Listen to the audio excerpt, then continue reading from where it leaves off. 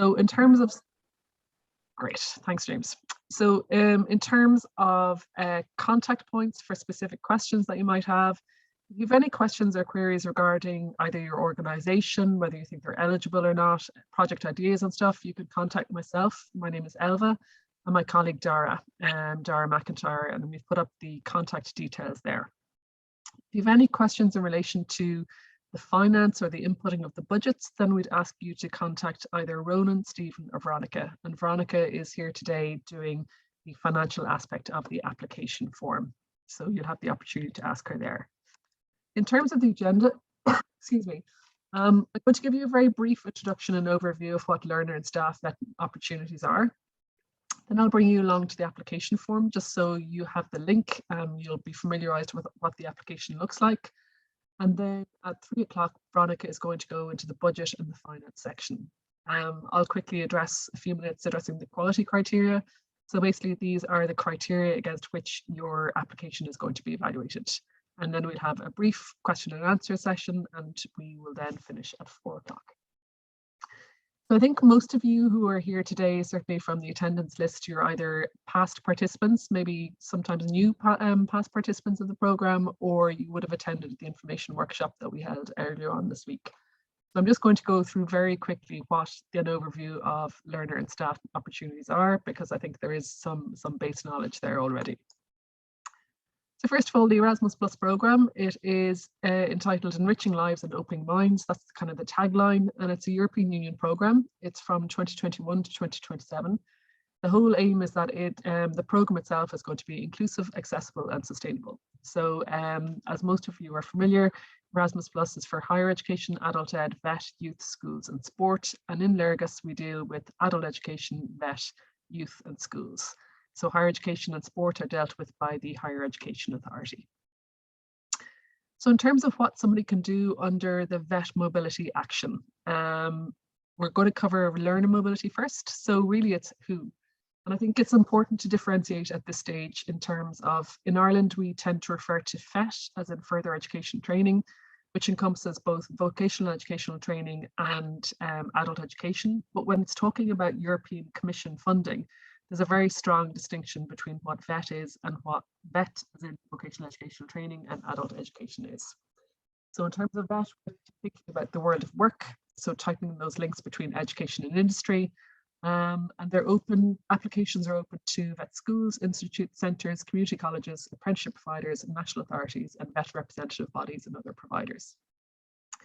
So that's in terms of eligible applicants. And in terms of eligible participants, the eligible participants are learners and apprentices in initial vocational training, continuing vocational training, those who are enrolled in an eligible IVET or CVET programme, and also recent graduates of IVET and CVET programmes. And that includes former apprentices. And those recent graduates can participate in the programme up to 12 months after graduation. Just for clarification purposes here, further education programmes in Ireland are generally considered, so they're vocational or apprenticeship elements, and it's generally NFQ levels 4, 5 and 6 or equivalent that typically include periods of vocationally work-based learning. Excuse me. So basically that means if it could include apprenticeships as well, and also it's full rather than minor or special purpose awards. So we do realise that not all qualifications in Ireland are going to come under the NFQ framework, but if they're at an equivalent level, so if, for example, your programmes, your VET programmes that you deliver aren't NFQ accredit or QQI accreditation ones, then if you can just let us know what the benchmark is or EQF levels, etc. So I'm going to go on to the next slide, which is what can they do? So learning participants can have a short-term learning mobility, a long-term learning mobility, or they can participate in skills competitions. So in terms of short-term learning mobility, I think one of the ways to look at this is if somebody was doing a work placement here in Ireland, it's kind of similar principles in that it's a learning period abroad. There has to be a strong work-based component, excuse me, and an individual learning program must be defined for each participant. So somebody can't really just go and sit in a partner organization abroad and sit, for example, in a school environment. Really, the idea is about practical skills and putting those into practice in a work environment. So participants can go to a partner vet provider, they can go to a company and another organization, but key for both is that it must have a strong work-based component. In terms of duration, there's minimum and maximum durations. So when we're talking about 10 minimum days here, it's 10 full working days. So obviously you're going to include a weekend in between, and you're going to include travel on either side for those dates. In this particular program, there's an exception for shorter durations for those with fewer opportunities. So if, for example, you have a cohort who, for whatever reason, you think it'd be more suitable for them to go, for example, for 5 days, what we would say is make sure that you put strong justification and explanation in the application form as to why the duration should be shorter than the minimum duration of 10 days. The long-term learning mobility is called Erasmus Pro, and it's the same principles, it's simply a longer duration. So the difference is that the minimum duration here is 90 days and the max is 365 days. So the last option we have here for learners is that of skills competitions, and it's those vet learners can participate in skills competitions. So it could be something like hairdressing, it could be construction related, and it's a much shorter duration. So that's one minimum day plus travel on either side to a maximum of 10 days. And here there's also funding available for a staff member, mentor, or expert accompanying the learner during the activity. I'm going to move on to, sorry, I'm just going to grab a glass of water first, and then move on to vet staff mobility. So it's quite specific in terms of staff that can participate in the program. From the program guide, it is teachers, trainers, and all other non-teaching experts and staff working in IVET and CVET. So non-teaching staff includes those who are either vet providers, and the phrase that we generally use here is those who are involved in the management, design, or delivery of training. So management could include the principal, deputy principal, etc. It could be the FET director, international mobility officers. We tend not to have too many of those. The equivalent here in Ireland, the equivalent might be somebody who's working at ATB level who looks after Erasmus Plus project support or something like that. And also obviously it would include staff members, so people who are teaching in the classroom, etc. And then other organisations active in vet, excuse me, example, trainers and local partner companies, counsellors, policy coordinators in charge of vet, etc. So another example you might think of here is somebody who, for example, is involved in the apprenticeship program in a company. So moving along, we're just going to go to what activities are available for vet staff. So there's 3 options here again. There's job shadowing, teaching, training assignments, and courses and training. Job shadowing, it's for between 2 and 60 days plus travel time, and it could be anything as varied. It's to enhance the vet provision within your organisation. So it could be something that's very specific to your sector. So whether that be childcare, going over to another childcare provider, sitting in on some classes, going out to a forest kindergarten, going to a creche, going to work placement providers for those learners, a whole lot of variety of different things. With the job shadowing, you can develop the program yourself, so you can develop that content with your partner organization. So it's really going to be tailored according to what your individual needs are. So it can be sector specific, or it could be something very broad and general, which would apply to all of the vet provision throughout your organization. So an example there would be things that people have done in the past, would be looking at retention, or for example, how organizations, when there's an amalgamation or when there's a joining of 2 vet organizations, how that's been done, developed. So you can kind of, the idea really being that you don't reinvent the wheel, that if you want to learn about something like flipped classrooms, you might go to a country where it's further developed, and you're taking that learning, that knowledge, and bringing it back here to Ireland, and taking kind of the best of what you've learned and adapting and tweaking it to your own provision here. Teaching or training assignments is when you can actually teach or train in another vet organisation abroad, or vet school abroad. And again, that's 10 to 89 days. In terms of courses and training, that's new for us here in the vet sector. It had been available in the schools and adult ed sectors for quite some time, but it's new to us under this particular programme.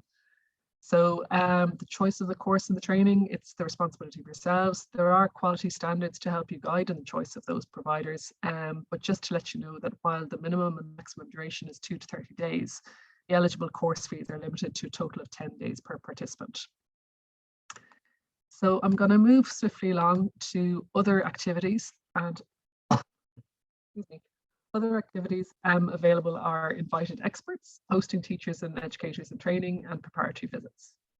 In terms of invited experts, it's 2 to 60 days. And I think one of the examples here would be if you feel that it might be difficult for your staff members to go over to another European country for any period of time. Instead, you could invite, or in addition to, you could invite trainers or teachers or policy experts from abroad into your organization so that they would help improve the teaching, training, learning at your organization.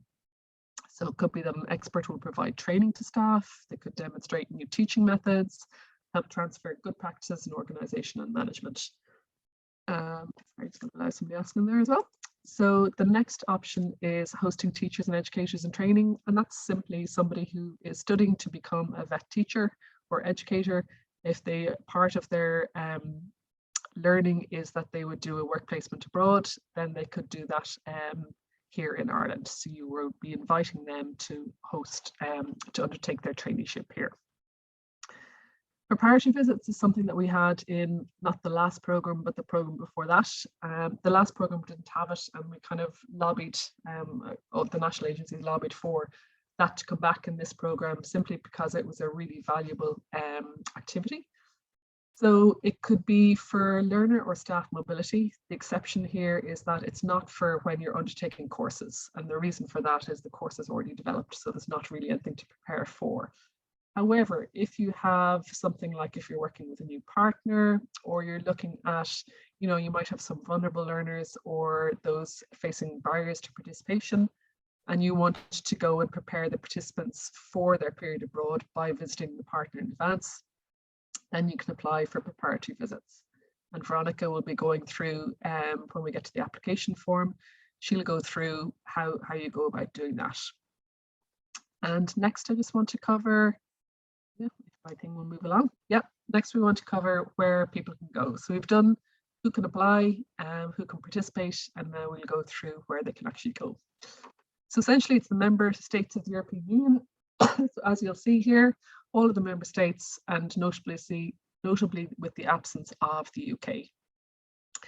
There's a non-EU program countries, so we have the EFTA countries of Iceland, Liechtenstein and Norway, and the accession countries of Republic of North Macedonia, Serbia and Turkey. So they're the options that both learners and staff can go to. I'm going to move along here to, this is one of the questions that were asked most, how do I find a partner? So we do have some tips. Our colleague Karis wrote up a blog and the link to it is here. Things like deciding what the key themes of your project are. Using your networks is probably the most practical way to start, whether it's literally asking around in the staff room or any contacts your organization might have held host to participants in the past who are coming along to do maybe an observational or a study visit. It could be getting back in touch with those and seeing if they are willing to participate in the program as well. There is the option of the Erasmus Plus project results platform, and the link of that is here. And in that you can search by theme, you can search by country. So basically you can filter it to whatever you want, and there's some good source there, and you can get in touch with them that way. The other is mobility charter holders. Excuse me, there's a link there of past participation holders, and there's also the PALE partner search function. There are a number of unofficial websites as well. So while Lergus and the Commission aren't involved directly in the running of these sites, so we're not responsible for the content, they can provide a very good way of looking for new partners. So those ones that we've listed here are Erasmus Mobility, Europenship, Europlacement and EU Partner Search. So the next thing I'm going to do is, I think most of you who are attending here have applied in the past, or your organization has applied in the past, but in order to apply for Erasmus Plus funding, you have to have what's called an OID, and that's simply an individual registration for the organization. You do this once, and then once you have that, it kind of populates out, and it gives you a 9-digit code. But once you have that, then you use that for all future applications. So if, for example, you're within a college of further education, normally it's your head office who would set that up, because they would have access to the relevant detail. There is a guide for the setting up the registration for the OID, and also our colleagues in operations and finance in Erasmus, they deal with the OID all the time, so they'd be the best people to ask. The second thing that is required, excuse me, is an EU login. So an EU login is basically required to complete an application form. So we have the link there for you as well. And again, that's something that you set up once, and then you can input applications from here on. And then lastly, we have accessing the application form. So I'm just going to click here just to show you what it looks like. So we have the link here, and just key to remember here is just remember KA122 vet. Okay, so I'm going to click on this here. This will bring you to opportunities that are available. So you literally move down and go, you want to go to Erasmus Plus opportunities, click here, and it'll give us all of the different fields of opportunity. So here in this case, we're looking for vet, and they have see open calls, and it'll give you all of the different options that are available in terms of funding, and it'll also give you how many days are left. So the one that we want is KA122, and you click on apply, and I'm going to do here's one that I had earlier. So I'm just gonna bear with me for a second now. So we're just going to introduce you to the application form.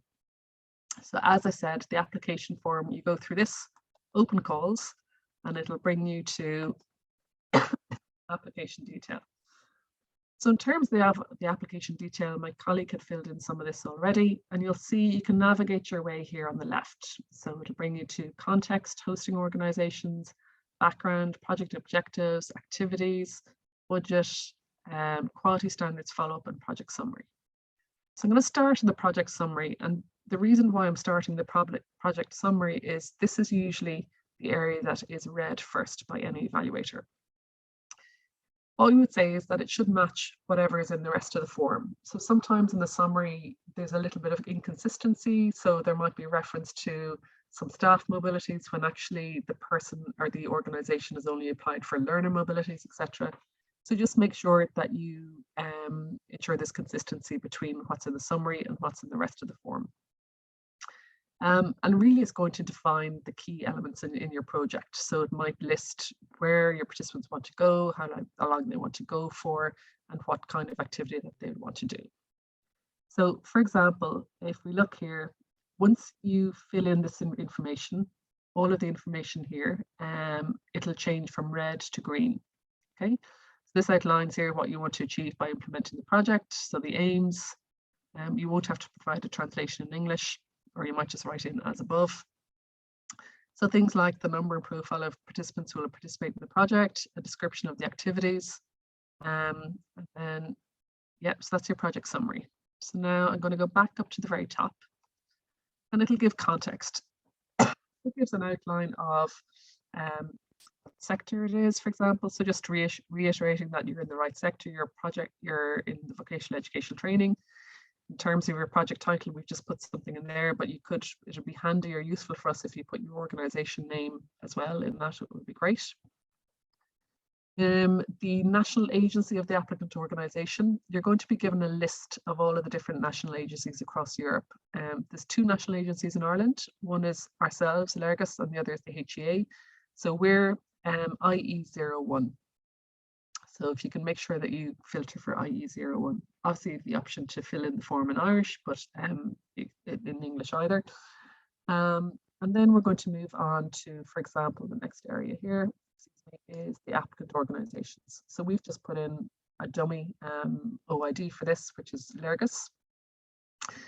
And in this, you're asked to put in, for example, the role of a contact person. I'll just clarify here in terms of a legal representative, that's normally somebody who can sign a contract on behalf of your organization.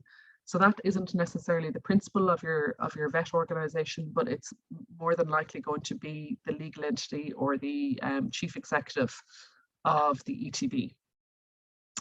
So the application is going to come from ETB your vet school name, for example. And I'm assuming that most of you here are today from vet organizations that would come under the auspices of the ETB. If you don't, maybe just get in touch with us, let us know, we can guide you through the process. It's the same, it's just the naming of the applicant organization. So there's a legal representative name, and then you can also put in a contact person name. So you can add in an associated person. So you can click here. So it's always good to have the legal representative name and then the person who is going to be, for example, the project coordinator. It's really important that you put in the correct contact details here, because this forms the basis of all people that we will be communicating with about the project into the future. So if, for example, there might be somebody who's a coordinator, then there might also be a principal, you can add in their associated person's name. You don't just have to have one person, you can have more than two. But we would say that if you want somebody to be looped in on information about the project, for example, about whether you've been successful or not, and general day-to-day contact about your project, then it would be very important that you put their contact details here. So we've put in a hosting organization. So that is, we just put this one, in this particular case, we haven't used an OID. Now, when it comes to actually final reports and stuff, you will need somebody who has an OID, who will be participating in the program, but there is also the option of not listing an OID. In terms of background, you're asked, it's quite straightforward in terms of the actual what you're asked. So it's kind of going, who are you as an organization? So you're saying, are you a public or a private body? What organization? You know what, I'm just going to make this a little bit fuller to make it a bit easier. Hopefully that's a bit better. So it's what type of organizations are you? So in this, it's school, institute, educational center, vocational training, secondary level, or it could be upper secondary. You're given a filter there. What are your organization's main activity?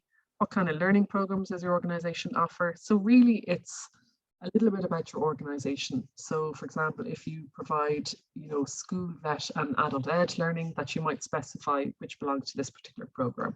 So it's good to give a flavor of your organization, what you do. It'll be important here to capture what level you teach at. Is it 4, 5, 6, etc.?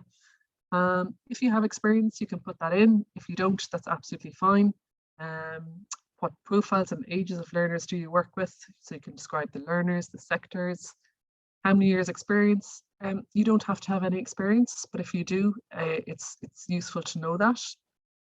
You're going to be asked about the numbers of learners, the numbers of teaching staff, numbers of non-teaching staff, and also then past participation. So in this, you do have the option of putting newcomer, less experienced, first-time applicant, etc. So I'm just going to go along to the next section here. I think I've not here. Let's see. Yep. So in terms of project objectives, I'm just going to go through this briefly. And really, in this, you're asked what your needs and your challenges are, and how the organisation can benefit, how the organisation can be improved to benefit the learners. And really, it's identifying what are your needs, and then how an Erasmus participation in an Erasmus Plus project will actually help meet those needs. So in terms of one of the areas you could address here is what the needs and challenges from an organizational perspective. What are the areas for improvement? Why are you focusing on these particular goals, and how the learner experience can be improved? So you can improve the experience for either learners or staff. So staff mobilities can improve the management, design or delivery of VET, which in turn will benefit the learners. In terms of objectives, it gives you an outline here that they should be concrete, realistic, and should represent a real benefit for your organization. So typical examples are, staff continues professional development on a topic of whatever it's going to be. We've just put in digital learning for information purposes here. So you do one aim per title, and it could be to start or continue Erasmus Plus projects to further improve the VET provision. It could be providing learners with the opportunity to undertake a European work placement involving students from XYZ departments. Provide staff with opportunities to undertake job shadowing, teaching assignments, courses, training to focus on whatever topic. But whatever it is that you're outlining as the objective, you're linking it into what these needs and challenges that you've identified are. They'll also ask you how you're going to measure success. And measuring really an evaluation is identifying a change. So how will you evaluate or show the changes that occurred between the start and the end of the project? So it could be, you might do a survey, an interview, a focus group, a testimonial. So it's really about setting up systems to capture achievements as they happen, analyze the experience and changes. So it could be, we're going to evaluate successes that we might have developed new European partnerships. We're looking at the number of participants who are participating, might be retention of learners, improve changes to teaching, changes to how the courses are designed or delivered, etc. And this little button here that you see, if you want to add another objective, you keep on adding here. You don't have to have lots of objectives, but you do have to have relevant ones and ones that are relevant for your organization. So there's no ideal number. It's just really what suits your organization. So I'm going to go again to the next section here. And Veronica is going to be dealing with this part of it here. She'll tell you how to populate the finance section here. And I'm just going to dip along, skip that for the moment. As I said, Veronica will come back to that. And then, bear with me, clicking away through this now. Oh yeah, so this is the quality standards. So the quality standards are a set of standards to ensure that there's going to be good quality experience and learning outcomes for all participants. So I would recommend that you read down through this. So it addresses things like inclusion and diversity that permeates through all of the different programs at the moment. So inclusion and diversity is a strong focus, as is environmental sustainability, responsibility, digital education, and active participation in the European network. One thing I'd like to draw your attention to here is key tasks, and that is keeping ownership of the activities. It's perfectly fine to use an intermediary organization who are going to help you source, for example, work placements, etc. But ultimately, the responsibility of the activity is with yourself as an organization rather than being outsourced to, and I stress the responsibility in terms of the core ownership of the implementation tasks is with yourselves rather than to any other organization. So key things here will be financial management, contact with the national agency, reporting. So those would always be through yourselves rather than through any third party. So I think on one occasion in the past, I've had a phone call going, oh, my partner is going to write the final report for us, and that wouldn't be possible. The final report would always have to be written by yourselves. Supporting organizations, transparency and responsibility. So yes, of course, you can receive advice, assistance and services from other organizations, as long as you keep control of the content, quality and results. So again, if somebody's saying we write the application for you and we'll get that funding, I suppose, you're the ones who know your organization best and therefore who will be best placed to write the application. I'm going to move down along here. I'll let you read through those yourselves, but I would say read them because you are going to have to tick that you've read and you've understood them and that you agree to the quality standards as part of the project. And then the last section is about, the last section is about how you're going to ensure that the mobility activities are implemented in accordance with the standards. So, things like how they contribute to the basic principles, as I've written before, who will be responsible for selection of participants, preparation and support, who will be responsible for definition, evaluation and recognition of learning outcomes, for the standards and good management of mobility activities, etc. And things like how will you integrate the results into your organization's regular work. So really that's kind of coming to the fact that, the knowledge should be shared beyond the participants who travel. So it's not just going to be the person who travels knowledge and experience, that there is a methodology of sharing the results of those activities. So it could be how you're going to create opportunities for them to share. So if it's learners, it could be that they might give a presentation to their staff, to their fellow classmates when they return. Staff, it could be something similar, etc. Then sharing your results within the organization, and I'm just referring back to the quality standards, which is they should make their participation known widely. And it's looking at how you'll share information about the results of your project and your knowledge about the program. So things like who can benefit from the information that you've learned in the results, like if you start with one sector, how to share with other sectors in your organization, share with learners, staff, boards of management, wider ETB if applicable. So it could be things like newsletters, SharePoints, staff updates, staff meetings, class updates, student union meetings, etc. One thing that I haven't actually addressed so far is this little thing here. So there's a character limit, and it's important to recognize that that's a character limit, not a word limit. So the character limit, it shows you how many you've left. So as you can see, there's very little written in here. So we have, this one is a short section, there's only 500 characters required. This one, as you'll see, is longer. That should be about 3,000 to start as a starting point. So we would say get your pertinent points in at the beginning of the section, just to make sure, or what we usually recommend is that you open up a Word document. And in that Word document, you write your answers first and then copy it and paste into this application form.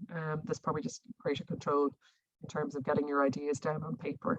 And we would say, while it says 3,000, I found that it's usually actually a little bit less. So it might be 2,900, 2,950.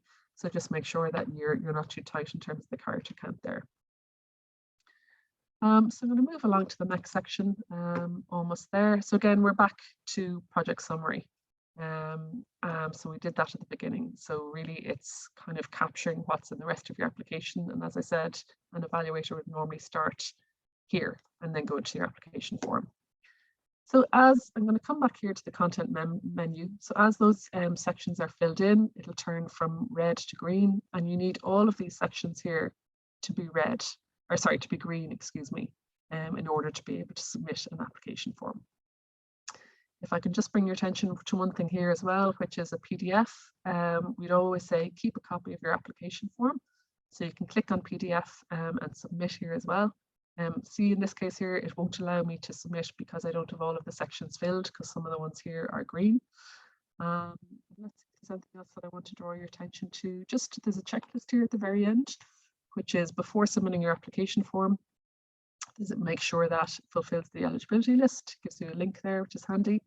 And then the last thing is annexes. So in terms of annexes, the one annex that you'll definitely need is a declaration of honour.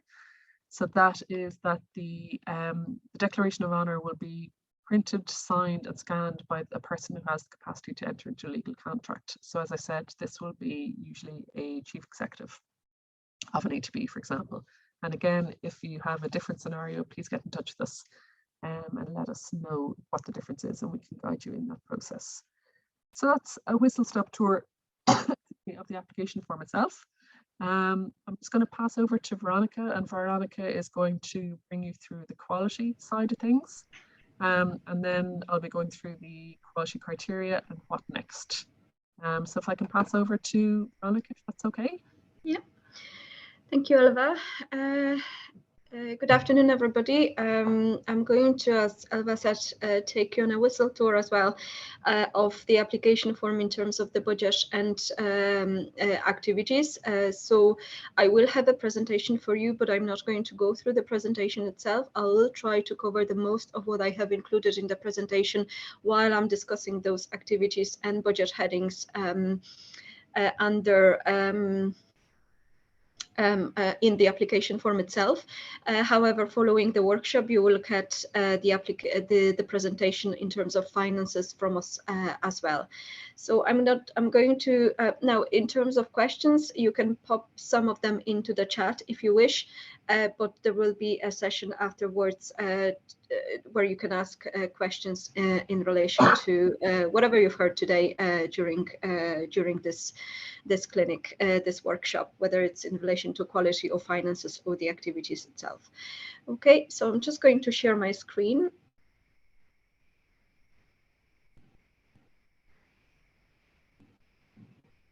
Okay, I hope you can see it well. As you can see, yeah, thank you. So as you can see, we're not using the same application form, as in, and we didn't work on the same on the same template. However, as you can see, this is key action 1 to 2, and just be very mindful of it that you do submit the correct application form for short-term mobility of learners, of vet learners. The application's code is key action 1 to 2. What I did for this particular application, I pre-filled on my site the context, the participating organizations section, the background and project objectives, and all the quality-based sections further down the application form. But I left 2 sections that I wanted to focus on today, and these sections are activities and budget. As you can see on the left-hand side, those 2 sections or subsections are highlighted in red. Once they are changed into a green tick, that means that that section is fully completed. It does not necessarily mean that it's correctly completed, but it does mean that it's fully completed. And if all the sections on the left-hand side are in green, you are able to submit the application. What I'm going to cover under the activities section is basically how to include each activity that your project wishes to carry out during the next maximum of 18 months, if your project is successful and is selected. And under budget, you will see how those activities are reflected in terms of the finances. One thing that I would like to focus on just before I go into the application form is, I don't know how many of you are new to the program and have never had any projects funded under Erasmus Plus before. But one thing that is important to remember is that Erasmus Plus program and Key Action 1 particularly is based on, the funding is based on unit costs, primarily on unit costs. What it means that you will receive a grant, a fixed amount per each grant heading available, per participant, or per a certain duration. And I'm going to show you exactly how it looks when I discuss particular budget headings. There are some real costs that you may apply for within the application as well. So basically, Key Action 1 form is a Key Action 1 application form, and funding is based on a combination of both unit cost and real cost. In terms of unit cost, what you have is travel, individual support, organizational support, linguistic support. Prep visits are based on unit costs as well, preparatory visits based on unit costs, inclusion support for organizations. On real costs, in terms of real costs, you can request money for inclusion support for participants, and you can request costs for exceptional cost. Again, I'm going to cover what exactly they are when I discuss the budget in specific terms. Just for you to remember that the funding for Key Action 1 projects is a combination of unit cost and real cost that you can request for each activity that you're planning to carry out within your project.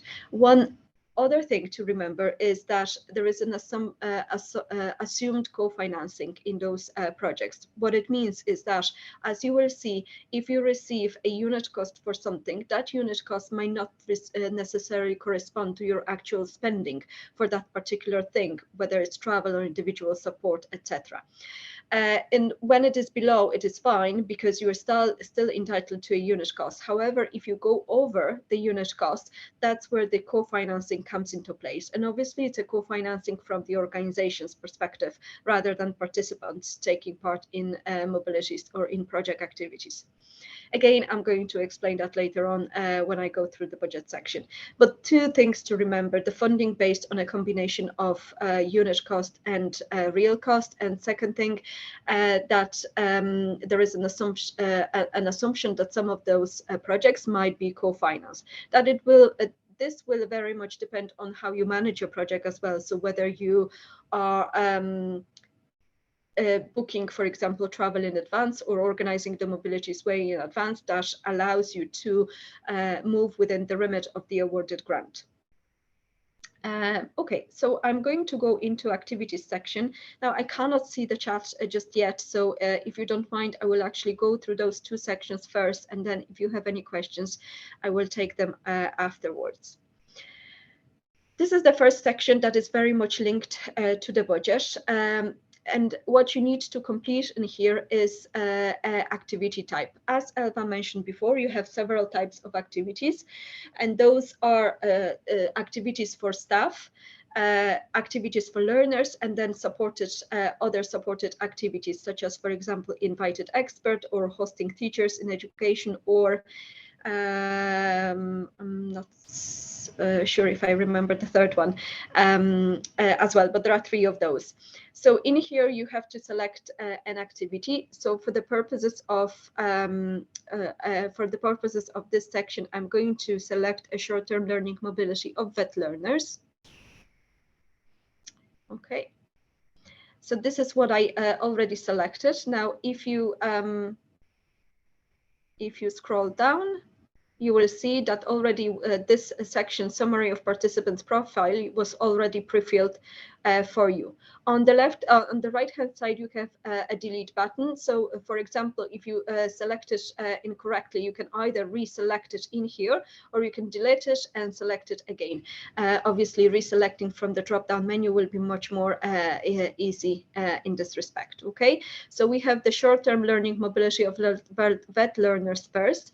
Now, going to the left-hand side of the menu, I'm going to click on that type of activity, and what we will see in here is what information that you need to provide for this particular activity, the short-term learning mobility of VET learners. So you have to select a hosting organization. So you can all select the organization that you included in your application form already. And I did include a Spanish organization. It's a mock OID, but it refers to a Spanish organization. So basically, what it means that the organization Lorgas, in this respect, who's the beneficiary of this particular application, wants to send for a short-term learning mobility of VET learners number, let's say 10 VET learners to Spain to be into the hosting organization, which is called organization ES. Now, the duration that you need to complete it is it's a multiplication of the number of participants times the duration that you want to send the participants to. So if I remember correctly, the minimum duration of the learning mobility of VET learners is 10 working days. So I need to include here 100. Sorry. Veronica, I think this was the one where we had the days in the middle, so the weekend days and then the travel on either side, isn't it? Okay. Yes, that's correct. So let's say we'll go with 8. As in 8 days? 80. Yeah. So it's 10 participants times 8 days, okay? And then you have to select the number of accompanying persons. So how many people you think will be going with those 10 participants on this particular mobility, okay? So let's say it will be 2 persons going for 8 days each. So we'll give it as 16 days. Veronica, sorry, just checking. Yeah. I wonder, should it be 12? Because if we have the 10 full working days, the 2 days in the middle, and then the travel days. Yeah, so I think it allows you to put less than days. It allows you to put less than 10 days because if you can justify that your participants can go for a shorter period of time if there's fewer opportunities. So this is a fewer opportunities. However, we haven't clicked the fewer opportunities just yet. Yeah. But let's leave it at the moment maybe 12. 11 days. This is the problem because if I go for 12, 10 times, that will be 120. Yeah, but the duration can be at most 89 days according to the program guide. I wonder whether there's some kind of a glitch I think there might be a glitch actually, because this is normally this is the one where, sorry, excuse us everyone, we did actually go through all of this beforehand, but there's 1 or 2 glitches in the program at the moment. So the duration in days is actually, it's per participant, and then it'll automatically calculate it and multiply out by the number of participants, to my knowledge anyway. But we might double check that for you, and we'll confirm that in an email in a follow-up. But just as curiosity, if it has 14 days. You see, the days shouldn't be lower than that. This is a bit apologies for that, but I think this is slightly different from the school application, which is very I think if you put 14 days, just try 14 days there for a second, and it should be 14 days per participant. That should allow you to do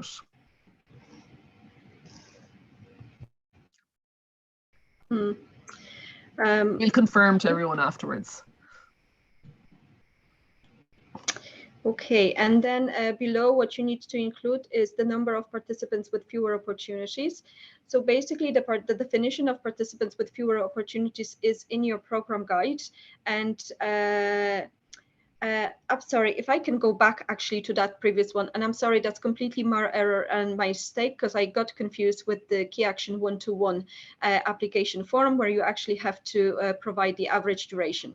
Okay, so for this particular section, when we were including 14 days in here, you have to provide the duration in days for each participant. So you actually do not multiply it times number of participants, but you provide how many days you want to send to one participant. Okay, so I think That's that was the including reason travel. why. That's well, I'm gonna talk about it later on, Elva, if that's okay. Just to So confuse you all together, Veronica, sorry, thank you. no, sorry. I'm going to actually go back to that later on in the budget section. So yes, apologies for that. I got confused with a different type of application, which is for accredited organizations, where that particular line looks slightly different. In here, what you need to input, you have to select a hosting organization if you have one. You have to provide a number of participants, and for them, you have to provide a duration, but it has to be a singular duration as per one participant, rather than the duration multiplied by the number of participants. In that line, you will have to also provide the number of accompanying persons and duration for those accompanying persons as well. Again, for one accompanying person, the system will calculate what has to calculate later on in the budget section, and I'm going to show that to you later on. Okay, in this particular section as well, what you also need to complete is you have to clarify whether you will have any participants with fewer opportunities. So participants with fewer opportunities, you will find the definition of those participants in the program guide. So I'm not going to go through that in details, but there are several, let's say, categories of participants with fewer opportunities, whether there would be participants with fewer opportunities because of their physical let's say disability, for example, or geographical issues, or anything like that. So you will see in the program guide, at the back of the program guide, where the terminology and definitions are included, what the participants of who the participants with fewer opportunities are. In the presence of participants with fewer opportunities also impacts on whether you will be able to request inclusion support, because that particular inclusion support will be only for participants with fewer opportunities. So if you are planning on actually having any participants with fewer opportunities, then this is the place to input their number. Now, if you do not know whether you will have any participants with fewer opportunities, but you think that you might, I would still input a number here, because you will be always able to request some additional funding for them within this particular application. Whether if you don't actually include any of them, then obviously that funding will not be made available in this particular application form. So it's very much on a case-by-case basis. Different projects will have different approach towards it. Some of them will be happy to have participants with fewer opportunities. Some of them will actually do not have any participants with fewer opportunities because they don't have any within their organizations. So it's very much on a case-by-case basis. Let's say for the sake of our application, we will have one participant with fewer opportunities, and the hosting environment that this participant with fewer opportunities will be attending will be, let's say, the vet school. Okay. Apprentices will put as 0. Recent graduates we put as 0. Whether you put any numbers here, that does not impact on the finances at all, because there are no different grants for those types of participants. However, it's more for statistical purposes, just for us to know whether you are involving any apprentices or recent graduates. Okay. So this is this particular section on one activity, and below you also have some narrative that you need to complete. Again, as Elva said, on the right top corner in each box, you will have the maximum number of characters that you can use for that. And the questions you have to answer for this type of activity, for all the types of activity you will select, in fact, will be: please briefly describe the content of the activities you plan to organize. Describe the expected learning outcomes. What are the participants going to learn? How you are going to evaluate the learning outcomes after the activities have taken place, and how the learning outcomes are going to be recognized. On top of that, you will have to refer whether to which project objectives will the planned activities contribute, and that will bring you to that section on the back on project objectives. You see above the activities on the left-hand side menu, where you had to specify your project objectives or objectives. And you will have to answer the following questions: how exactly the activities are going to contribute to the project objectives listed above, and also you will have to describe how you're planning to organize your selection process. So how are you going to select the participants for planned activities, and why? So this is where you need. This is the narrative that you need to complete as well. What I'm going to do, just very quickly, I'm just going to make sure that all those sections are completed. So we know that the red thing on the left-hand side will go green. Okay.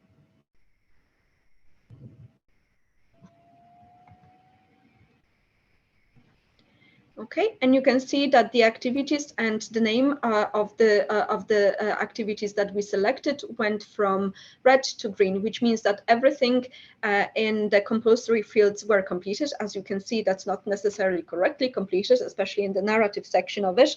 However, the form tells you that, you know, it's getting ready to be completed, because more and more sections are in green. Now what we need to do, we will go into the budget. Okay, and you see that in the budget already, in this particular section, we already have a pre-filled field on the activity type, which is the short-term learning mobility of VET learners. Organizational support was already calculated for you, so was the individual support. The things that we still need to complete is travel, course fees, prep visits, and we will have to add inclusion support for participants if we wish, and exceptional costs. So what I'm going to do going forward is I'm going to use the menu on the left-hand side.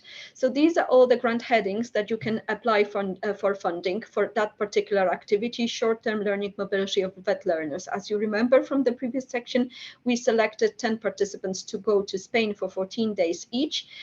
Out of those participants, 1 participant will be participants with fewer opportunities. Okay, the organizational support, the one on the first in the first line under in the budget section, organizational support is this grant heading where it's a logistical funding. Maybe that way. It's a funding for organizing logistics of those mobility. So anything related to facilitate the participants to take part in the mobility, such as preparation, language preparation, but not only, anything related to the preparation, anything related to follow-up activities, anything related to any dissemination activities that you may wish to carry out once the participants come back from that mobility. This goes under organizational support. And organizational support, depending on the type of the activity, is between 100 and 500 euro. I believe for the short-term learning mobility of VET learners, this is 350 per participant. So you will always receive this fixed amount, as I mentioned at the very beginning of this presentation, a unit cost. So a fixed amount of 350 for each participant, under the condition that once your project is successful, they will actually carry out, they actually did go on a mobility. But what you're going to do in the application form itself is the application form itself will assign organizational support per number of participants. So we had 10 participants, and we are getting each at 350, and we are receiving organizational support to a total amount of 3,500. Because if you remember, we had 10 participants and 2 accompanying persons. There's no organizational support for accompanying persons, so you don't so you're not surprised that you actually, in fact, you have 12 participants, 10 and 2 accompanying persons. However, the organizational support is only for learners in this particular case. Okay, going down on this line, we will go for travel.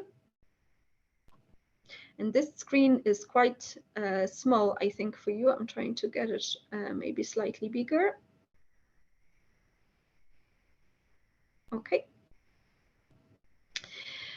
So as you can see already, some sections are pre-filled in here. So you have activity type as short-term learning mobility of vet learners already pre-filled. Hosting organization already pre-filled because we did that under section activities. Destination country will be Spain. Number of participants is 10 and number of accompanying persons is 2. What you need to include in here is whether you will be using green travel.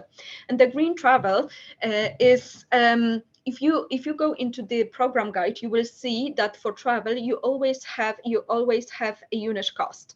That unit cost is to cover, depends on the distance band, and it is to cover your return trip. The way it works in the application form is that you will have to use an online distance band calculator. An online distance band calculator is a tool created by the Commission that allows you to input a place from where you will be traveling or your participants will be traveling, and that's most of the time the place of the origin is the place where your organization as the applicant is located, and you will have in that online distance band calculator you will have to also select where you will be going, so place of the venue. In most of the time, the place of the venue will be the place of the hosting organization. If you decide that you need to go, that you want to use green travel, that means that you are deciding to use more sustainable means of transport. So you'll not be using a boat, you will not be using you won't be using a plane, you will be using some other means of transport, which probably means in case of Ireland, traveling on boat or a plane to let's say France, for example, and then from there taking a train, for example, which understandably will take much more time. However, it will be considered as a more green travel means of transport. So it will be up to you whether you decide to go for that. However, one thing to remember for travel is that a travel will be based on unit cost. A unit cost will be assigned to a distance which you calculated using that distance band calculator. So when you go to the distance band calculator, you will select a place of origin, so where your organization is located, then place of the venue, so where the hosting organization is located. You will get a distance band, and you will have to fit that distance band in this drop-down menu. So let's say going to Spain, let's say to Madrid, that would be just slightly below 2,000 kilometers. We click on this, and what will show the form for you is that you will receive a unit cost of 275, and that unit cost of 275 will have to cover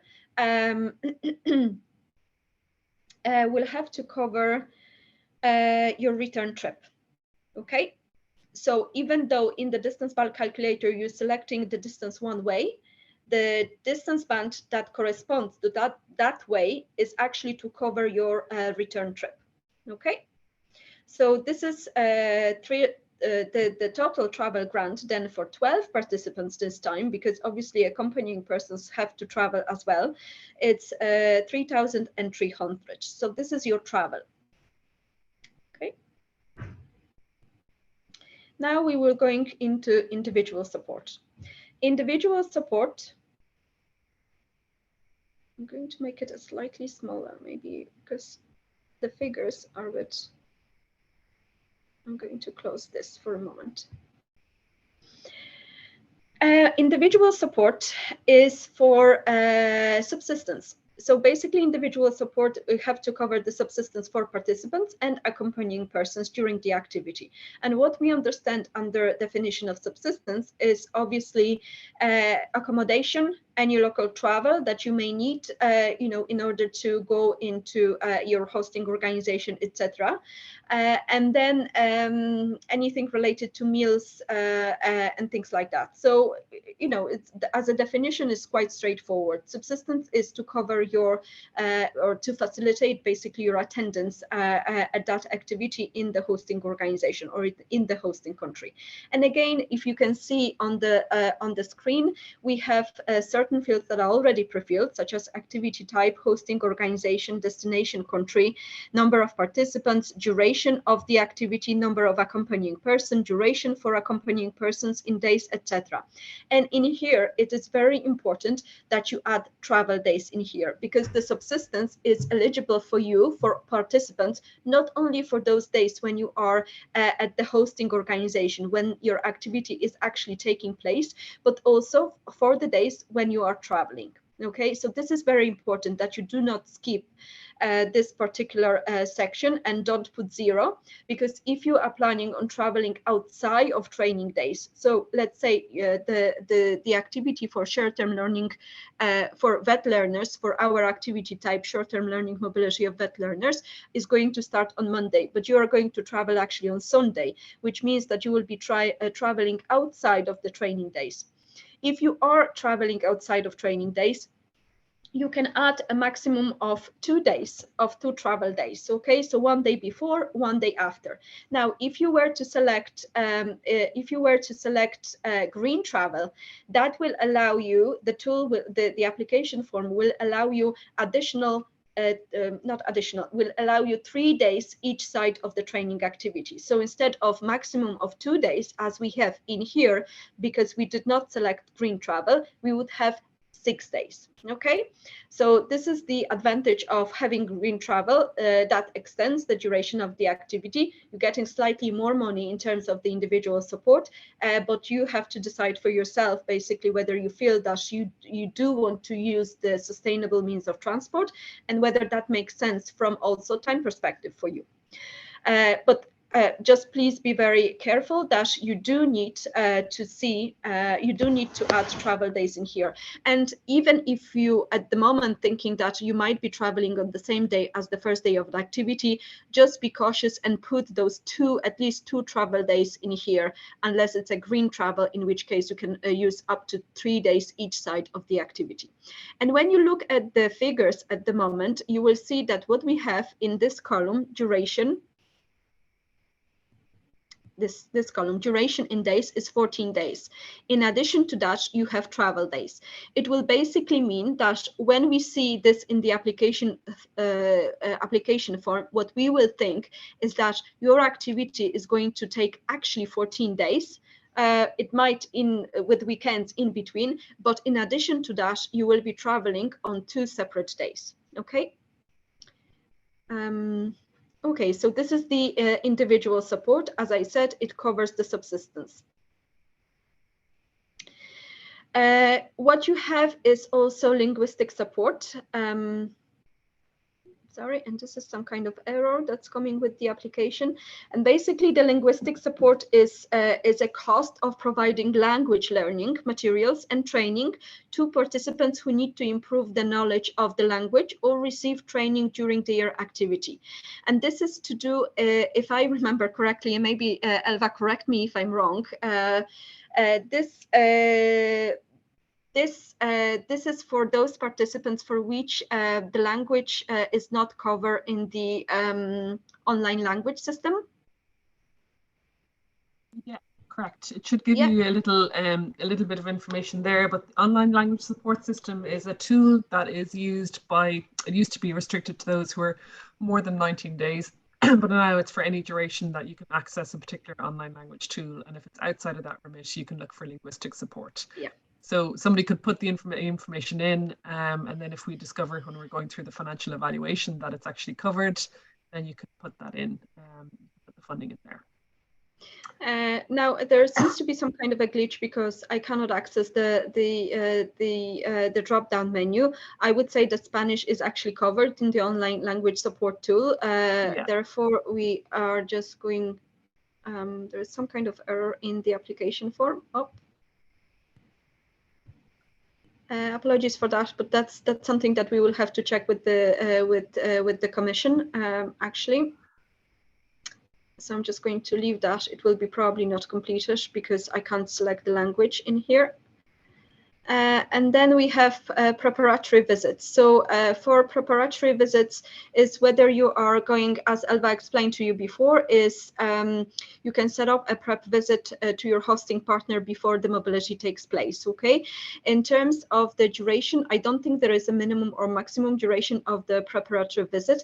However, there is a restriction on the number of participants that can take part in the prep visit, and it's, I think, the maximum 3.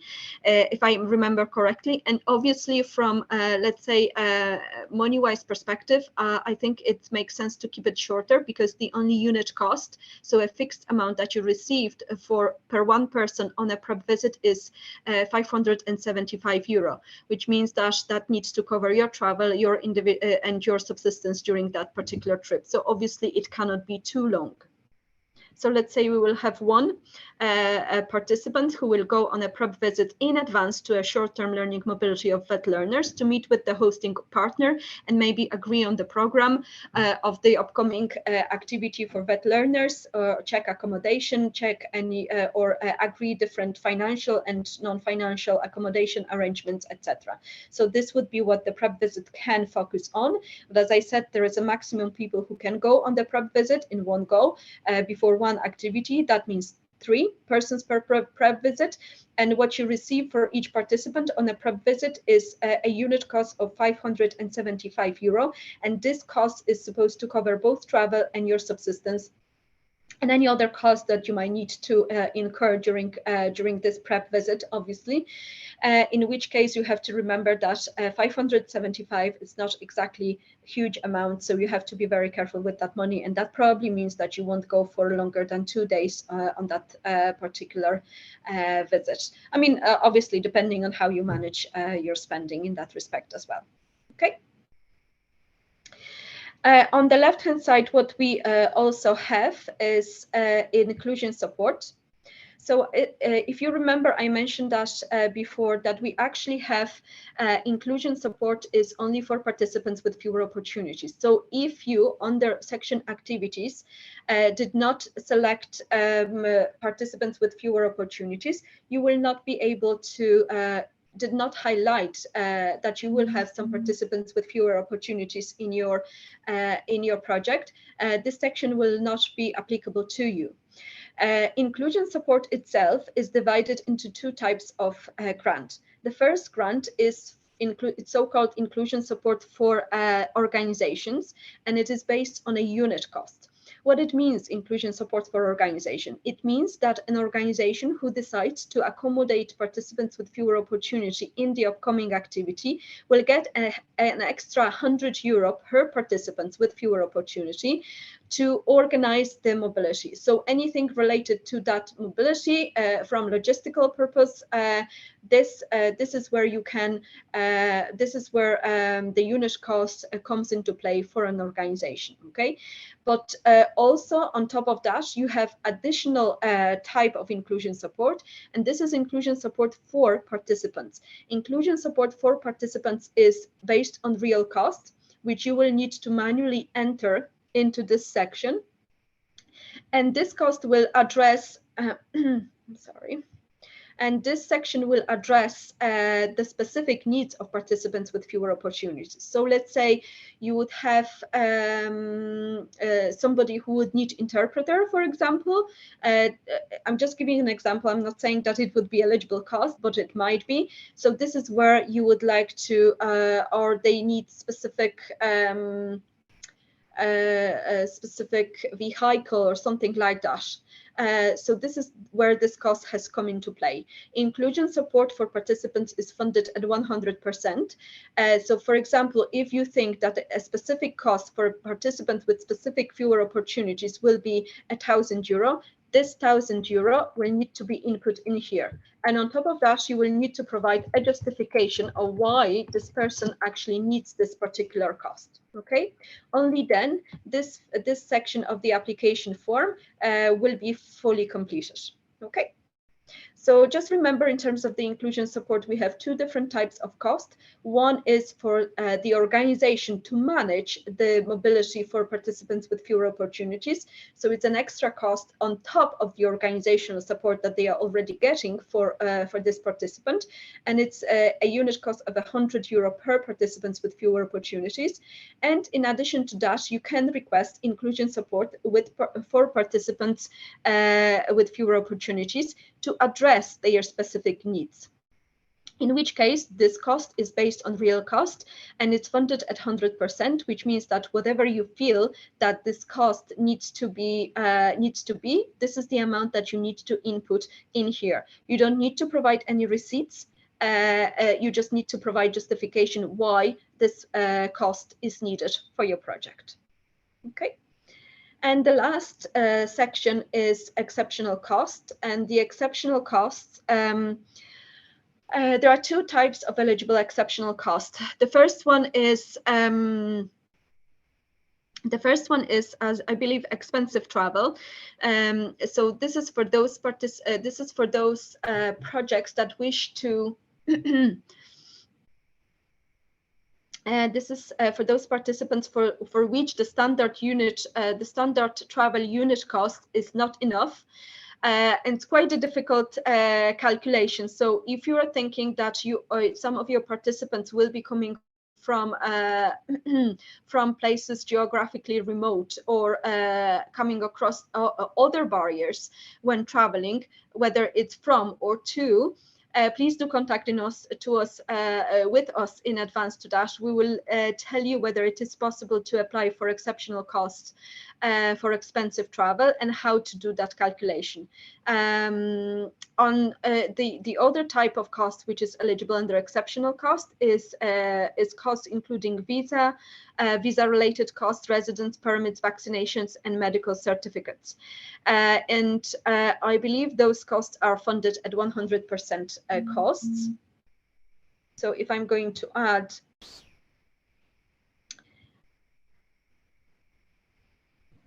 number of participants supported with, let's say it will be like a medical additional vaccination that they need to complete.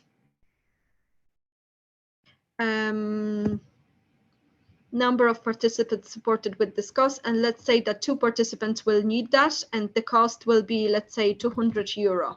Okay, so this is the cost that you will be applying for within the exceptional cost as well.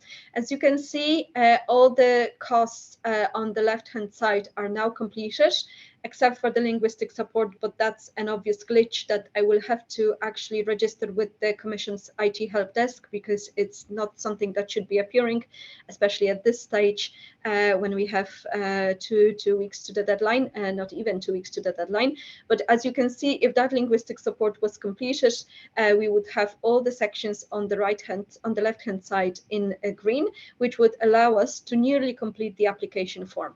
Now, the only thing that I would be left is annexes, and Elva already actually mentioned, if for some reasons doesn't want to go to annexes for me.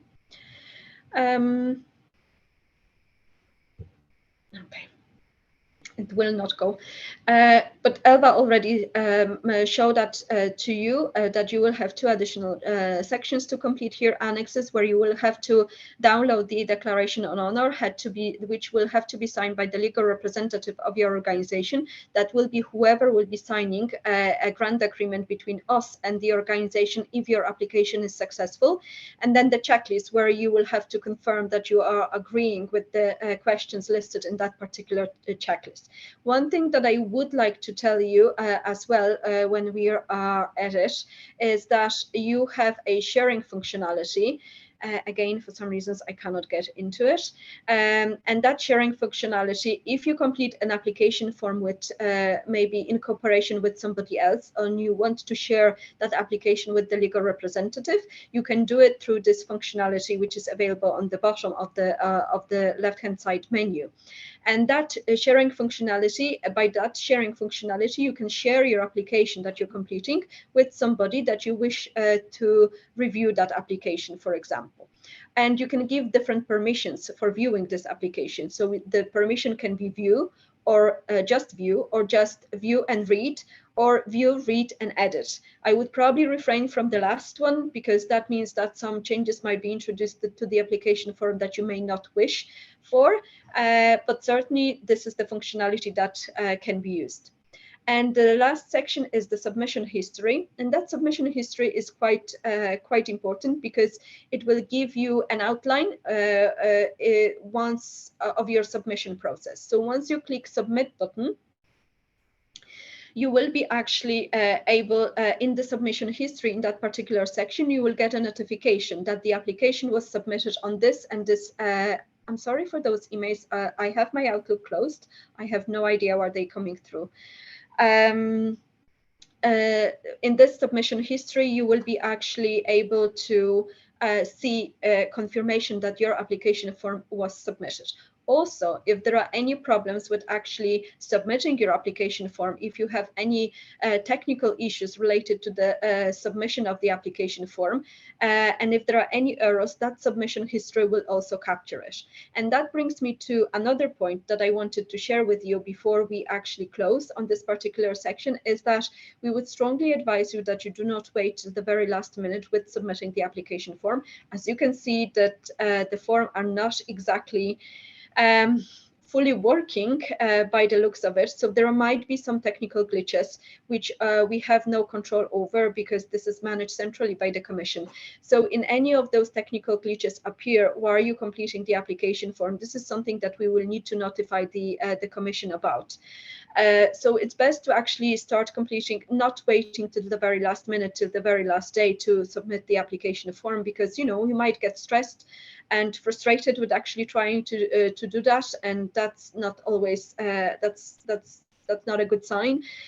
So we would recommend submitting the application a bit earlier. Now, if you are submitting it close to the deadline, and if there are errors coming up repeatedly before the deadline expires, and in the end you do not manage to complete your application, to submit your application on time, there is a small process that you need to follow. If there were any technical issues with the form, not related to how you manage the form, but related to the form itself, so any technical problems within the form that do not allow you to submit it, so in other words, any errors or glitches on the side of the Commission, then and which prevented you from submitting the application on time, what you need to do is to contact us within the first 2 hours after the deadline, take a screenshot of the error notification appearing, and send us within those 2 hours, while contacting us, send us this screenshot and a saved application form. And that brings me to another stage, which I would like to tell you. Before you submit the application, please save it on your desktop. And this is the PDF sign here on the top right corner, which basically will allow you to save fully completed application on your desktop, on your computer. So it is very important that before you hit the button submit, you actually do save it as PDF. And you will see that once all the sections on the left-hand side menu are green, this submit button will be live, which means that you will be able to submit your application form. I think that's it from my side. I'm going to stop sharing, and if we have any questions, I can take them now. Okay, we don't.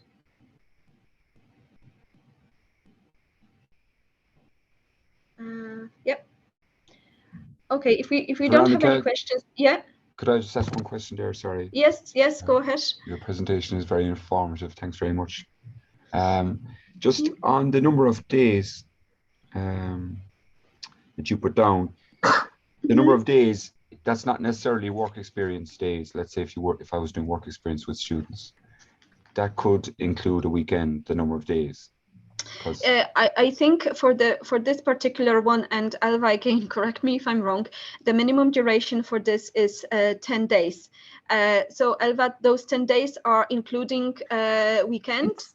It's 10 full working days. So 10 I full would look at working it days, as yeah. in a day's travel, 5 full working days, 2 days at a weekend, and 5 full working days, and then a day's travel. So to me, it'd be generally you'd put down 14 days. I think Yes. what's key is Yes. that you don't underdo it, because if you put in 10 full working days, you'll Yeah. be doing yourself out of 2 days at a weekend and 2 days travel. So Bartley, if you remember when I was doing, I know I just got you confused at the very beginning, but in the first section in the activities, you basically what you need to provide is the 10 is the working days as in training days plus any weekend that comes in between, and only then in the individual section you will add any travel days if you are traveling outside. Okay, but as Elva said, because if you put 14 days, let's say in the first section, in the activities section, we would expect that it will be like 12 days, probably working days, and unless it plus travel, in which case in the section on individual support, you wouldn't then include any travel days because you already included them later. So what I'm trying to say is in the activities section, plus any working days that the activity is going to happen on, plus any weekends in between, and then individual support, you always add travel days there. Okay. And that could that be then though that you'd have to kind of, depending on the area that you're going, it would depend on flights and stuff as well then, would it? Or is that something that people take into account? Let's say if there was no flight on a certain date. Yes, but this is the problem because, you know, if your activity is going to happen on Monday, for example, and you do not have any let's say a flight can only happen on a Saturday to that area. Yes, as far as I remember, then the individual support is only one day before. Okay, this is what I said. It's one day before and either after side. the activity. Yeah, okay, that's yes, that's all either I want side. to know. Yeah, exactly. Okay, great. And you know, for the inclusion support, like you say, if you're unsure as to whether you will have learners on the mobility who need, we'll call them, of fewer opportunities. If you're unsure about that, but it could be the case, is it the case that you still apply and then you just give the money back if you don't use it, if they don't need it? That's what I would do because, you know, the opposite situation is more difficult for you because if you didn't do that, then that means that you will never get that funding. So it's always better, you know, especially if you think that within the remit of your, target group, you do have participants with fewer opportunities that might be interested in participating in a mobility like that. I would think about including them as well and think about the cost that they might need. Because, you know, if it goes the other way around, then you will never have that opportunity to get that money actually, which you could have in the first place. So I would certainly, especially if you have, you know, participants with fewer opportunities within your organization and you might think that they might be interested, then I would certainly took them into consideration while preparing the application. Yeah, that's great. Thanks, Veronica. That's great. Thank you very much. And I suppose if I can just add to what Veronica is saying there, I think in the vet sector, and I think Bartley, you might be representing the vet sector in terms of a college of further education, people tend to underreport that. So if you look at your cohort of students, you might find that, you know, you might have X number who are in receipt of government assistance in order to be able to, they might be getting a government grant initiative of some medical kind. cards or something like that and stuff like that. Exactly. It could be returning to education. It could be whatever grant it is. So in my mind, people with fewer opportunities are facing barriers to participation, because if they needed the financial support, then that's a barrier to participation, you know, to enable them to participate in education. So I would certainly put it in, and what we find is that it's generally underreported rather than reflected. So it also, if you put in inclusion support, Veronica made reference to accompanying persons. Accompanying persons is generally for the learner category, and I think we're unusual in terms of a national agency in that we're very happy to give support for accompanying persons to actually facilitate that participation in the program and to make things a little bit easier for the participants. Like if sending somebody along, a familiar face along for a couple of days at the beginning and at the end, or for the whole duration of somebody's placement, makes things easier and makes sure that somebody will stick with the placement, then we're really happy to support that. So when you're referencing things like inclusion support, it's also building a case for looking for accompanying persons.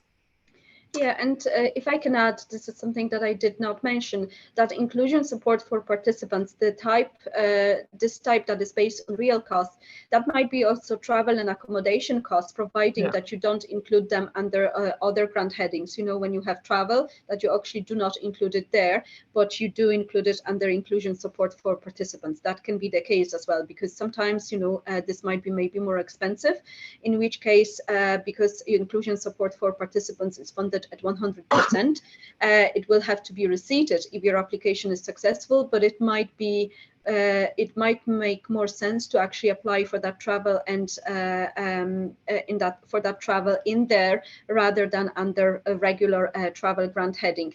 And this is the travel that you can apply for both participants with fewer opportunities and their accompanying persons. I think one of the key things is, if you have any questions at any point, I'm going to bring you back up here, which is the contact points. Excuse me. So in terms of content, you'd speak to either myself or Dara.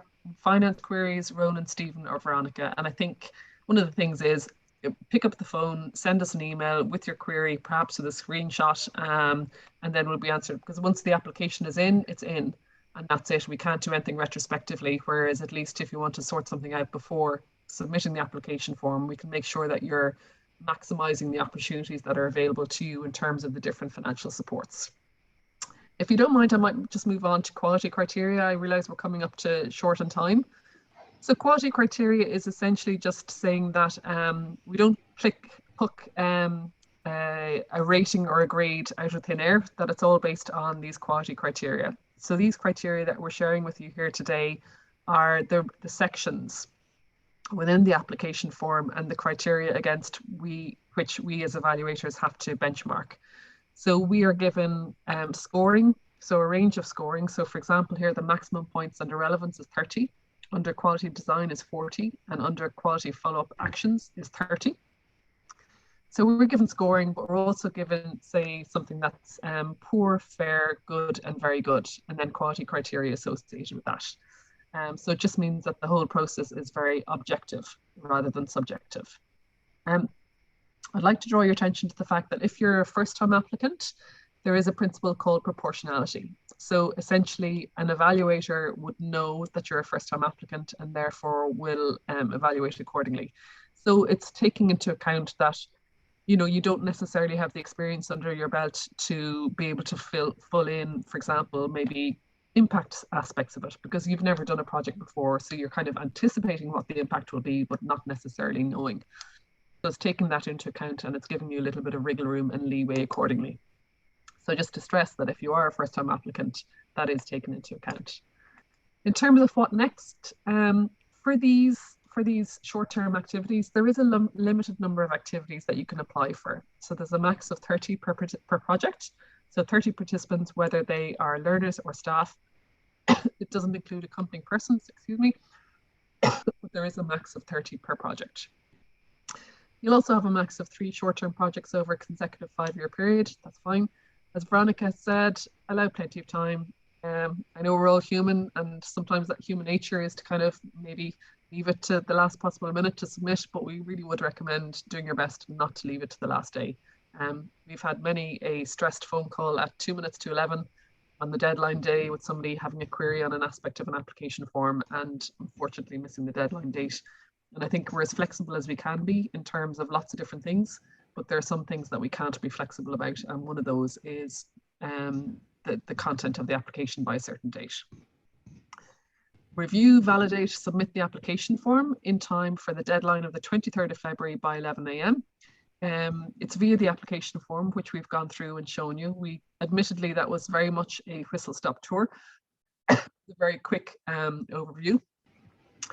But in order to be funded, you have to have a minimum of half the maximum points per quality criteria. So just going over here, so a minimum of 15, of 20, and of 30, of 15. But cumulative, so that's 50. Cumulatively, you have to have a minimum score of 60. We then go through an evaluation process. In terms of the evaluation, for those organizations looking for more than 60,000 euros, there's 2 evaluators. And then that is actually consolidated into one combined evaluation, representing the scoring and the qualitative remarks from both evaluators. If you're looking for less than 60,000, it's only one evaluation. Either is fine, whatever suits your organization. It's up to yourselves to submit whatever, but just key is that the max of participants is 30 per project. So we go through the evaluation process. It's then presented to an evaluation committee. It's only when all of the applications are evaluated that it goes to this evaluation committee. They sign off on the process, and that usually happens about mid to late May. So we would be in a position to notify you of results by early June.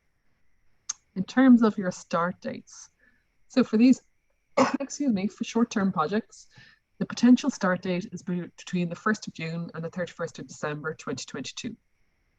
It's completely up to yourselves to choose a date within that time frame. We tend to see that unless you're including, for example, recent graduates, in which case it might be a positive thing to send them between, say, June and September. Most people tend to start around the 1st of September, but that's, you know, it's a trend, I suppose, and it's just whatever suits yourselves. But just if you're bearing in mind that the project duration is between 6 and 18 months, you might want to take into account that when you're looking at your potential start date. So again, 1st of June to 31st of December, you might want to look at that in tandem with your academic calendar and see what would work for you in terms of when you might send somebody abroad, whether that be on a learner placement or a staff job shadowing or course, etc. Because actually there is that restriction of the 6 to 18 months. So just look at those 2 things in tandem with each other. I think that's about it. If you have any questions, then please do ask us. Stop sharing my screen now as well. I'm hiding from my face today. I'm a little bit bunged up, so I'm hiding my face so you've lovely Veronica to look at instead. And if you have any questions or queries, you can put them into the chat area. Or I might, rather than putting pressure on Veronica, do you know what? I'm going to share my screen again, and I'm going to share the last slide with you, which is thank you and general questions. So do you have any questions or queries? I realize that it's a lot of information in one go, and I think that's why we have been sure to circulate our contact information here, so that if you do have any questions or queries, you can contact us. It's always good to include your a screenshot, for example, to maybe fully reflect what you mean when you have any queries. And that also helps, like, to do a screenshot of tables when you're maybe not quite sure of the finance aspects. But does anyone have any questions or queries for us?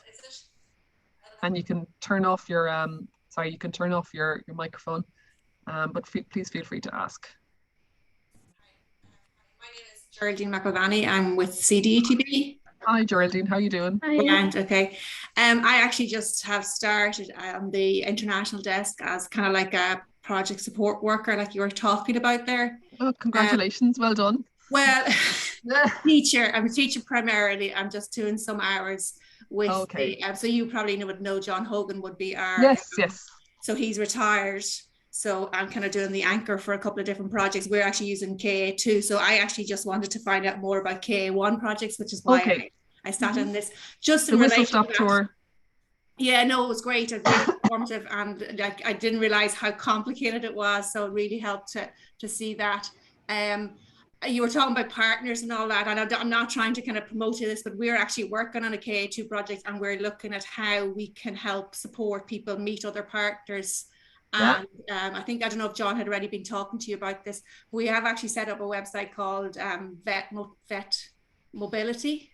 Okay, great. And so for us now, we will be kind of encouraging. We're actually doing a networking event on next Wednesday morning. We'll be encouraging our ETB or our providers to actually register on that, and we link in with like 6 other countries, and they're also going to be registered on that. So if you're we're interested in knowing more about it, or it's called, well, it's eduwork.eu is the actual website. And is this just for CDETB, or is it for No, ETBs it's not. as well? The whole idea is we're the Irish partner. So we will be kind of making contact with the other ETBs at some point. We're just kind of still launching as such, like, so they haven't kind of officially launched the website. But again, it's really to try and encourage people to go through kind of trusted partners, I suppose. The thing is, like, so similar. I'd say it's very similar to what you have there. So some of the ones that we have here is the Erasmus Plus project partner. Excuse me, I can't talk. The Erasmus Plus project results platform. So there's that one here, but it sounds very similar to this one, Erasmus Mobility, where it's center to center or college to college, where you help each other find work placements in Europe. There's one section that I didn't include, which is that on courses. So if you're looking for courses, there's School Education Gateway. I'm just going to stop sharing my screen for a second, and I'm going to I have another slide which is on School Education Gateway. If you bear with me for a second, and I'm just going to pull that up as well. I'll copy and paste that into this information session. But it's always great to see partner search websites, and we do sometimes have what we call TCAs.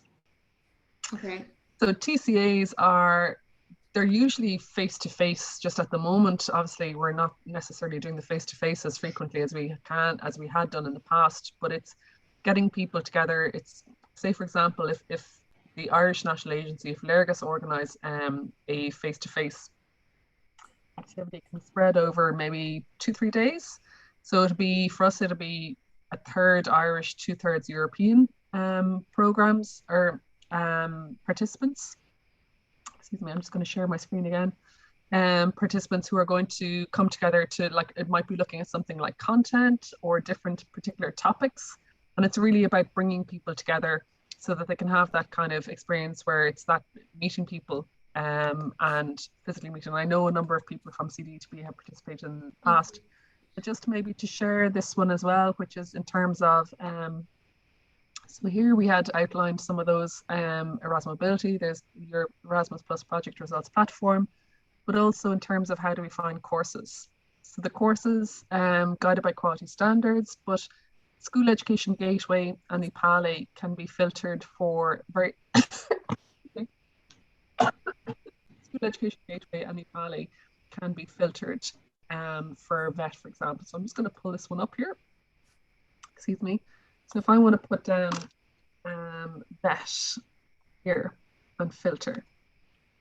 So if you filter here, you might see a couple of different courses that might be of interest to you. Now that'll give you the upcoming session. So bearing in mind the potential start date for the KA122 projects are going to be the 1st of June onwards. But what you could do is kind of go, listen, I'm really interested in that idea of effective communication strategies, or let's see, inclusion and support within the classroom.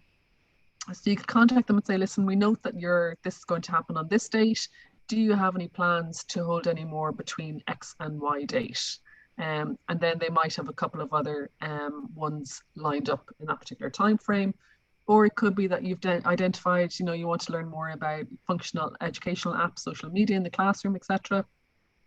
You see one here in Dublin, which is great to see. But if you want to kind of look and say, and that'll give you an idea of different types of projects that you'd like to do. And in that way, you could look for source and then kind of look for, maybe if it's not going to be applicable during the time frame, you could look for a similar course during the lifespan of your project. So there we go. Anybody else have any questions or queries? No? Okay. We'll be circulating that information. So I think Veronica has a financial presentation prepared. If you think would it be useful, maybe you might let us know in the chat if you find it would be useful to have this particular presentation. We can circulate that to you as well. And we can also give you a link to a thing called the program guide, which is a lovely big 450-page document, which we refer to as the Bible, and it gives you the minimum, maximum durations. I see Clara nodding her head there. I'm sure she's gone through the program guide many a time as well. So it's there, and it gives kind of minimum, maximums, eligible activities, eligible applicant organisations and stuff like that. So just as a matter of interest, are many of you here from colleges of further education, or are you from other organisations? Is it colleges? Clara, you're Crumlin, isn't it? Yeah, and so is Kathy, and I recognise, I think Geraldine's from FE as well. So there's a few of us, a third anyway at the moment. Yeah, and Bartley as well, you're the same. Yeah, I'm in further education, yeah, okay. And then there's a list of eligible applicants. If you're College of Further Education, it's very clear cut, you're definitely eligible to apply. Some other organisations, it may be less clear cut, and if that's the case, please contact us and we can go through the eligibility list and stuff like that. So I realise it's just after 4. So it's kind of, we've gone beyond the time a little bit. Please feel free. Can I just ask one thing? I know you clarified a bit of this and you sent me on, which was great, the School Education Gateway. Yeah. In relation to courses, if it's vocational specific, and there's also the organisation has an OID, and well, it looks like it might have international participants. I presume that's justifiable. Yeah, I mean, at the end of the day, I suppose we always come back to, for staff mobilities, if they can contribute to the management, design and delivery of training and enhancing the vet provision within your organisation, as long as it matches that criteria. I mean, there's guidelines in terms of quality standards. Yeah, I read them, yeah. And if you're going through them and if you're kind of saying, if it matches it, yes. And the idea about courses is it can be a really nice start for people who are kind of looking into going into doing a mobility project. And I suppose the reasoning why they like to see that international aspect is that it will enhance further activities. So you might start with a course and then you might go, oh, okay, we were chatting over lunch or over coffee about, flipped classrooms or whatever it is, which isn't related to the topic of the course, but you like the sounds of what they're doing, and therefore you might think of doing a future informal network. Yeah. Exactly. And I mean, as you probably know yourself, Clara, normally the difficulty is having one partner to start. So once you get that partner, you have your partner's partners. I know we had an information workshop on Tuesday, and Ger Brennan, who was with St. John's Central College, is now project support for European projects within Cork ETB. Like, they started with 6 participants. And I think once you start with 6, like they're now sending whatever number, I think it might be up to about 100 participants. So all you have to do is start. I mean, the key thing really is starting. It can be, we don't have a minimum number. We have some applications come in with 1 or 2 participants, and that's absolutely fine. It's whatever it takes to start and to get going.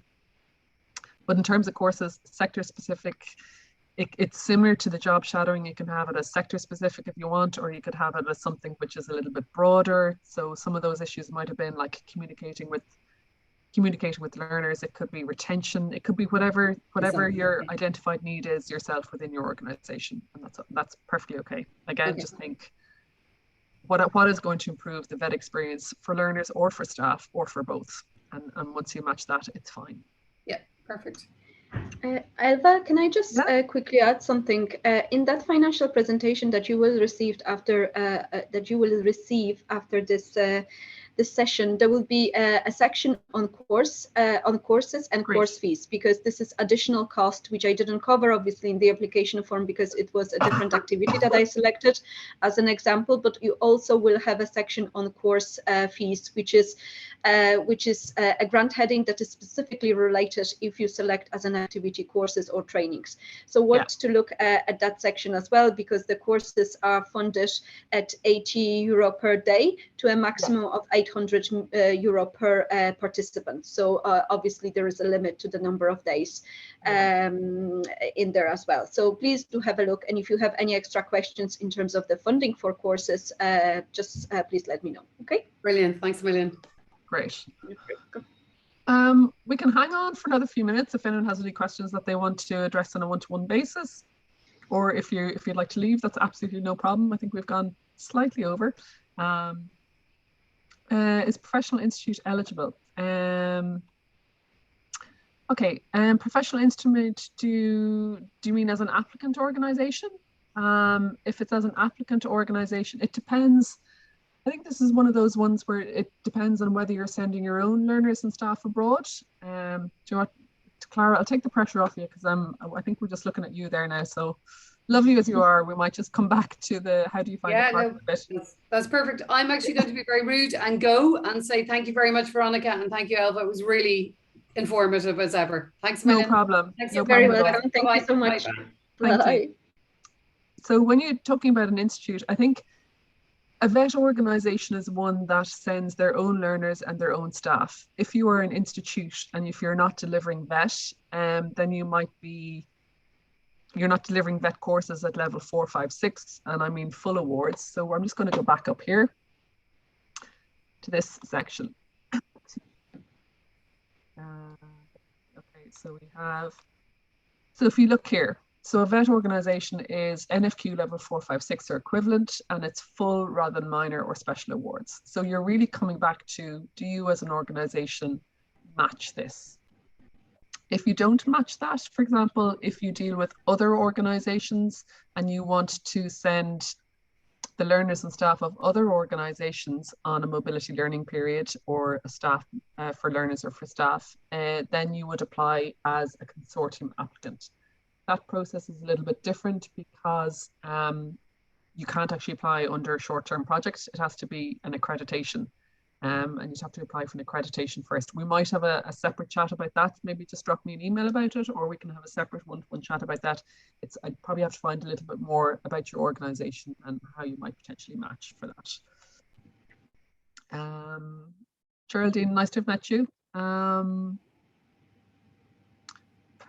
So professional institute, unless you're delivering vet, I would say for a short-term project, it wouldn't be. But again, we might have a query about that. We might have a one-to-one chat about that. James, if you're okay to knock off the recording of this now as well, that would be great.